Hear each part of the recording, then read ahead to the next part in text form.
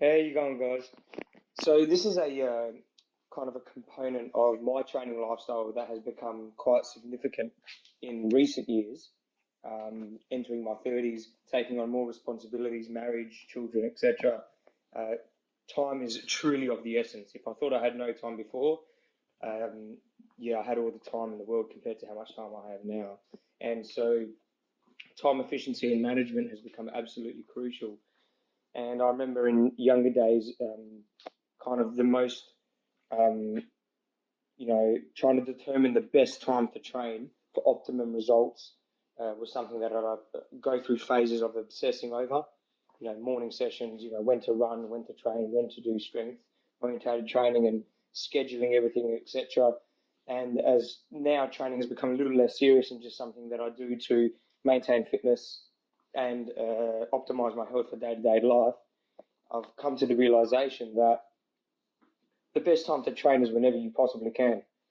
And I never truly understood or could associate with my customers when they would share with me their lack of time to train, and I would just say, well, you've got to make time, which is absolutely true. You do need to make time, but you also need to allocate time to training and train in a particular way in accordance to how much time you have. So, for example, one thing that I do now is I try to identify how much time I have allocated in a day from the day prior. So I look at the day and providing no unforeseen events kind of come up, I try to identify exactly where I'm going to train. Sometimes it might be with a customer, or it might be at a ridiculous time at 4 in the morning, because if that's what I've got to do, that's what I've got to do, providing it doesn't impinge on my sleep. So if I'm going to wake up that hour earlier, then I'll make sure that I go to bed an hour before. Or if I have only a 20-minute gap somewhere in the day, I will train in that 20-minute gap. And how much time I have will determine what kind of training that I'll do.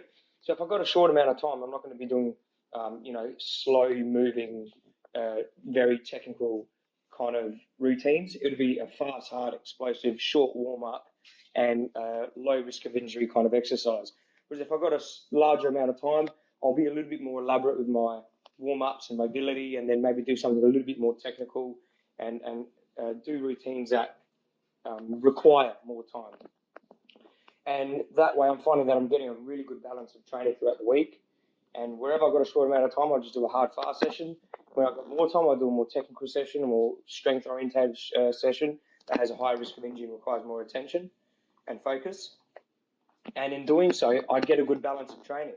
And there's no excuses not to train, because irrespective to how much time I have, I'm allocating that time very particularly, in accordance to what kind of exercise that I'm doing. So, everybody's time poor, unless you're a dog bludger, or you're just lazy and don't do anything, or a scumbag drug dealer that does nothing all day and have all the time in the world to do things. The average Joe, 95% of the population is busy. And if you allow your busy life, thinking that it's going to get less busy as you get older, interfere with your ability to train regularly and have an ongoing healthy relationship with your regular training lifestyle, then you'll never be able to sustainably train long term and not only maintain what you have, but improve. Because there's no reason why you shouldn't be improving into your 30s, into your 40s, into your 50s. There's always room for improvement, and maintenance is fantastic. But if you can just incrementally climb that ladder of progress through adapting to your lifestyle, because it's going to be continuously changing as you get older, then there's no real limit to how much you can achieve. And I think that change of lifestyle as you get older actually hardens you a little bit, and it forces you to climatize continuously and find new kind of intriguing ways to exercise and to train. And that's what this online coaching kind of initiative was all about, providing people with the opportunity to have customized training programs in which they can do whenever they want. And none of these sessions are going to eat up an hour and a half of your time. They're short sessions, maximum 60 minutes. The majority of them are actually 30 to 45 minutes, if that. They're structured for you. You're not mucking around thinking about what to do. You don't have to think about anything. They're completely customized to your circumstances, your injuries, your equipment access, etc. Demonstration videos are very brief and to the point. And anybody that's busy and can't, allocate 2 hours to go to the gym, even though you're doing a 45-minute session there, driving there, doing the session, having a chat, driving home, having a shower. Every time you go to the gym, it's 2 hours that you've got to allocate to your day. An online coaching program allows you to just log in on your phone, have a look at the program, identify, how much time you have in the day after to do a session, and you can just squeeze that session in at your convenience, whenever that may be. Might be sneaking out into the shed, before dinner or early in the morning before you go to work, at home. It doesn't matter what your circumstances are. You are able to train at your convenience whenever you want, and you get such a large variety of training that depending on how much time you have, you can pick and choose what kind of session you do, whether it be a long, elaborate session or a short, intense session. So yeah, our programming is very specific to people in these circumstances that are relatively time poor, have busy lifestyles, want to progress their boxing, want to have someone analyze their boxing and identify exactly what their flaws are and help them improve those flaws, and want to optimize the small amount of time that they have to get the maximum results, rather than procrastinating and wasting time trying to determine exactly what kind of training they should do, how should they schedule their weeks, how should they balance their training, because we do it all for you, and then you just pick and choose the time that you put in those sessions. And following the structure that we have a beautiful balance of, technical boxing development, strength and conditioning, and then a fusion of the both, corrective stuff. The warm-ups are all relevant to the kind of training that you're doing. So if it's a short, sharp, fast, hard session that you're doing, the warm-ups like that. If it's a very technical session that requires a lot of brain work, the warm-up is like that. It is very relevant to the session content. So yeah, keep optimizing the time that you have, guys, because there's not a lot of it.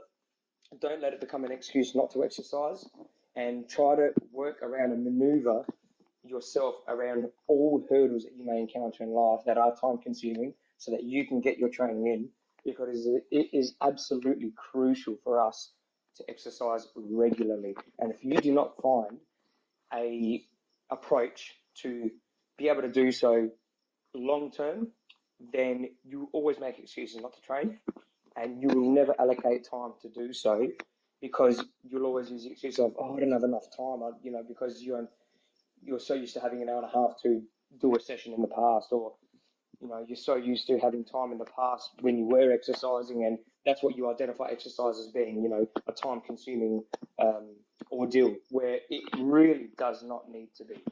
Yeah? I remember back in the day when I used to have all the time in the world, 2-hour sessions, long warm-ups, lots of mirror work, and long cool downs, big ab sessions at the end, etc.